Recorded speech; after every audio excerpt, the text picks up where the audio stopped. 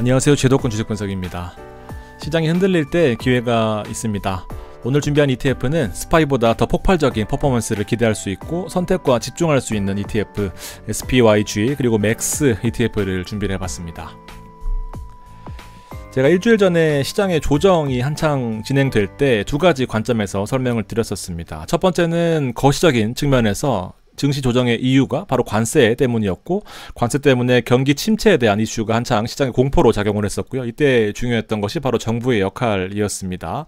자, 두 번째는 거시적인 측면이 아니라 바로 미시적인 측면에서 기업들은 어떻게 움직이고 있느냐.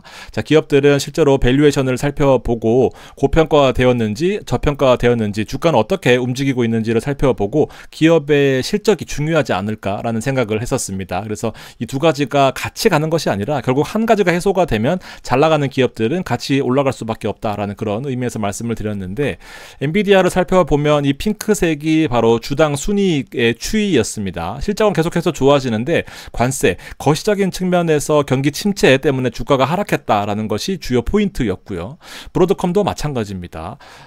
실적은 좋아지고 있는데 경기 침체라는 첫 번째 요인 때문에 주가가 하락하는 그런 모습이었고, 실제로 내용들을 보면 나쁘지 않은 그런 모습을 보여주고 있었다라는 거죠. 최근에 이슈 중에 하나가 바로 더티 15개국에 관한 그런 내용입니다. 한국을 포함해서 유럽, 중국, 일본 같은 이제 주요국에 대해서 상호 관세를 최고 수준으로 하겠다라는 것을 예고를 하고 있습니다. 날짜까지 구체적으로 지정하면서 미국 해방의 날이다라고 표현을 하고 있는데요. 그러면서도 자동차와 반도체, 제약은 일단 제외하겠다라는 또 아주 긍정적인 신호를 보였던 거죠. 경기 침체에 대한 이슈를 일단 거시적인 측면에서 잠시 보류할 수 있는 그런 내용이었던 겁니다. 그래서 그동안에 눌려있던 기업들이 테슬라가 지금 현재 10%까지 오르고 있고요. 엔비디아도 3% 오르고 있고, 반도체의 3배 레버리지에 투자하는 속스도 약 한 9% 가까이 오르고 있는 그런 모습입니다. 첫 번째 거시적인 관세 이슈가 일부 해소되고 나니까 증시가 반등하고 있는 거죠. 그러니까 기업과 경기 침체에 대한 내용은 별개로 생각하고 오히려 이럴 때 추가적으로 더 집중할 수 있는 ETF를 한번 고민해 볼 필요가 있는 겁니다. 전략적인 측면에서 좀 살펴볼 필요가 있는데요. SPY와 QQQ를 모아가시는 분들한테는 오늘 방송이 조금 도움이 되실 것 같다라는 생각인데요. 자, 적은 비중으로 최대 성과를 내는 ETF들이 많거든요. 실제로 왜 QQQ나 SPY보다 이런 ETF들을 더 보라고 하는 이유는 100개 혹은 500개보다도 SPY와 QQQ의 실제로 시장을 이끌어가는 종목들은 상위 10개 종목이다 라는 거죠. 어차피 기술주는요, 탑 10 안의 종목들이 시장을 이끌어간다라는 것에 좀 착안을 해볼 필요가 있다라는 겁니다. 100만원을 투자해서 2% 얻는 것과 200만원 투자해서 1% 얻는 것에 대해서 좀 고민을 해볼 필요가 있는 거죠. 어차피 적은 자산으로 더 크게 올라갈 수 있는 것이 더 효율적이지 않나라는 그런 생각을 해봅니다. 큰 돈으로 1% 얻는 것보다 사실 기술주에 투자한다라고 하는 것은 큰 퍼포먼스를 기대한다라는 거거든요. 더 집중된, 더 10개 더 집중된 포트폴리오를 가져가는 것이 좋지 않겠냐라는 것을 한번 오늘 큰 주제로 삼아 보시면 좋겠습니다. 스파이와 QQQ를 포트폴리오를 비교를 해보면 실제로 제가 말씀드렸던 것처럼 상위에 6개, 7개가 같이 겹치는 그런 모습을 보여주고 있습니다. 조금 더 공격적인 비중을 차지하고 있는 것이 바로 QQQ인 거고요. 조금 더 500개다 보니까 분산 투자가 되어 있는 것이 바로 SPY의 큰 특징인 거죠. 실제로 상위 10개 중에서 엇갈리는 포트는 코스트코, 넷플릭스, 버크셔 해서웨이 제외하고는 10개 종목들이 거의 겹친다라고 생각하시면 될 것 같아요. 그래서 SPY와 QQQ를 동시에 모아가시는 분들한테는 사실상 같은 상관관계를 가진 종목들을 투자하고 있는 거기 때문에 분산이나 해지 효과가 전혀 사실 미미하다라고 생각할 수 있는 게 큰 첫 번째 골자이고요. 변동성을 살펴보면 실제로 비슷하게 움직입니다. 뭐 어떤 것이 SPY, 어떤 것이 QQQ냐를 고민할 필요도 없이 시장의 움직임이 거의 비슷하게 움직이고 있는 거죠. 자, 그럼에도 불구하고 스탠다드 디비에이션 표준 편차를 살펴보면 아래 또는 위로 SPY는 10%씩 움직인다라는 거고요. QQQ는 자 11.91%입니다. 변동성이 약 한 20% 더 큰 모습이고요. 실제로 변동성을 연간으로 환산해 보면 자 무려 19%씩 움직인다라는 거죠. 내 시드를 사실 장기적으로 투자하는 데 있어서 큰 금액이다라고 하면은 이렇게 20%씩 빠지는 수준에 있어서는 2, 3억씩 투자하기가 사실 부담스러운 것이 사실인 겁니다. 그래서 오히려 적은 시드로 더 높은 변동성을 추구하는 것이 더 효율적이지 않겠나라는 생각을 하게 되는 거죠.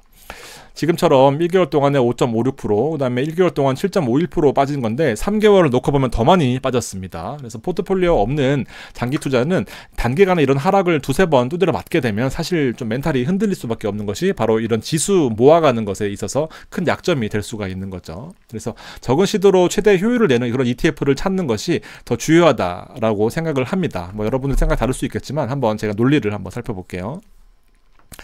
하락할 때가 더 문제거든요. 사실 오를 때는 당연히 포트폴리오 중에서 QQQ가 더 나을 수 있겠지만 위에 ETF가 채권 혼합형 ETF고요. 밑에 ETF가 S&P 500에 투자하는 ETF입니다. 실제로 1월부터 현재까지 시점에서 시장이 하락기였단 말이죠. 그런데 연간으로 환산해 보면은 SPY는 19%가 하락했고요. 실제로 채권 혼합형 ETF는 마이너스 3%의 연환산 수익률을 기록하고 있습니다. 자, 그러니까 채권 혼합 없이 그냥 단순히 지수를 이렇게 모아가는 것에 대해서는 큰 시드일 경우에는 20%가 하락하게 되는 거죠. 자, 그래도 나는 장기 성과를 추구하는 그런 상품에 투자하고 싶다라고 하셔도 월간으로 1, 2, 3, 4, 5, 6 특히나 22년 같은 경우에는 코로나로 풀린 유동성 때문에 금리가 인상하던 시기였습니다. 마이너스 8.7%, 장기 투자 해볼 만하네 4.5%, 잠깐 반등하네 하면서 그 다음부터 실제로 하락이 시작되었고 반등 하락을 번갈아 가면서 실제 30% 넘는 하락을 보였습니다. 포트폴리오 없이 큰 시드를 한꺼번에 투자했다라고 한다면 좀 데미지가 있었던 그런 포트폴리오였겠죠. 그래서 장기적인 성과 추구는 안전자산이 포함된 상품을 투자하거나 노출을 줄여야 된다라고 생각을 합니다. 그래서 한번 살펴보실 필요가 있는 거죠. 그래서 포트폴리오가 되게 중요한 이유는 결국 기술주와 성장주 커버드콜 같은 경우는 같은 방향으로 움직이게 되고요. 얘네들은 시장이 하락할 때 하방을 방어해주는 역할들을 하게 되는 거죠. 그러다가 실제로 금리 인하 혹은 시장의 활황일 때 다 같이 올라오는 때가 있습니다. 그럴 때 성과를 추구하는 거죠. 자, 그런데 여기에서 좀 더 보탤 만한 자산들이 바로 엣지 자산이라고 제가 표현을 하는데요. 테슬라나 인비디아 같은 개별주 혹은 엣지 자산이 결국 지금 말씀드릴 SPYG 그리고 맥스 ETF인 겁니다. 그래서 정리를 해보면 실제로 2억이나 3억 혹은 큰 금액을 투자하면서 QQQ에 완전히 노출되는 것보다는 적은 시드를 바탕으로 집중되어 있는 ETF에 적게 투자하는 것이 낫지 않겠나라는 그런 생각을 하고 있는 겁니다. 제가 수익률로서 한번 비교를 해봐 드리도록 하겠습니다. 자, 엣지 자산 두 가지. 일단 첫 번째는 SPYG를 설명드리도록 하겠습니다. 사실상 제 의견일 뿐이지 여러분들이 QQQ에 투자를 하셔도 되거든요. 근데 제가 생각하기에는 이 상위 10개 종목에 대한 비중이 결과적으로는 좀 하락한다라고 하더라도 오를 때 더 크게 오르기 때문에 효율적인 측면에서는 이런 집중 포커스된 ETF가 낫지 않겠나라는 그런 생각을 하고 있는 겁니다. 반박하실 경우에 여러분들의 의견이 맞아요. 1년 동안에 11% 상승했습니다. 자, 포트폴리오를 비교를 해보면 QQQ의 경우에는 상위 10개 종목에 대한 비중이 49%입니다. 스파이G의 경우에는 이제 60.67%인 거죠. 여기 보면 약 한 20% 정도 상위 종목에 더 집중되어 있다는 것을 느낄 수가 있는 것이 바로 SPYG의 가장 큰 특징인 거고요. 같은 기간의 수익률을 비교해보면 QQQ와 SPYG의 성과가 결과적으로는 하락할 때 더 많이 하락할 수도 있겠지만 상승할 때 더 크게 올라오는 것이 사실 이 성장주, 기술주에 더 큰 포커스가 아니겠습니까? 그러다 보니까 이렇게 포트폴리오를 한번 비교해 보시고요. SCHG는 비슷한 스킴이긴 한데 뒤에 다시 한번 설명을 드려보겠습니다. 자, 맥스는 더 극대화되어 있습니다. 조금 더 공격적인 성향일 경우에는 맥스가 가장 효율적인 성과를 내고 있습니다. 실제로 스파이G보다 맥스는요, 자 보세요. QQQ가 1년 동안에 7.84% 수익을 냈거든요. 근데 맥스의 경우에는 1년 동안에 20.29%입니다. 매그니피센트 7개 종목에 집중 투자한다라는 것이 컨셉인 건데 종목이 19개밖에 안 돼요. 그러다 보니까 여기 상위에 있는 종목들이 무려 75%입니다.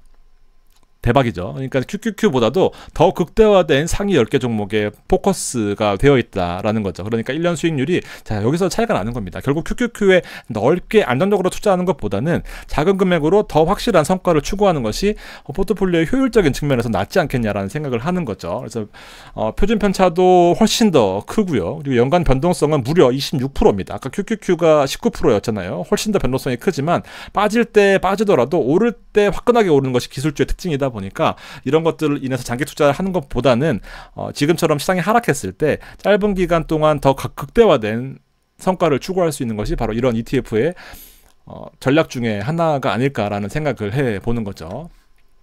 앞서 살짝 보여드렸던 SCHG도 사실 인기가 많은 ETF 중에 하나인데요. 사실 여러분들이 많이 투자하지 않은 것 같아서 제가 사실 인기는 설명을 좀 안 드리고 있는데, 5년간에 195%의 수익을 낸 그런 ETF입니다. SPY가 150%거든요.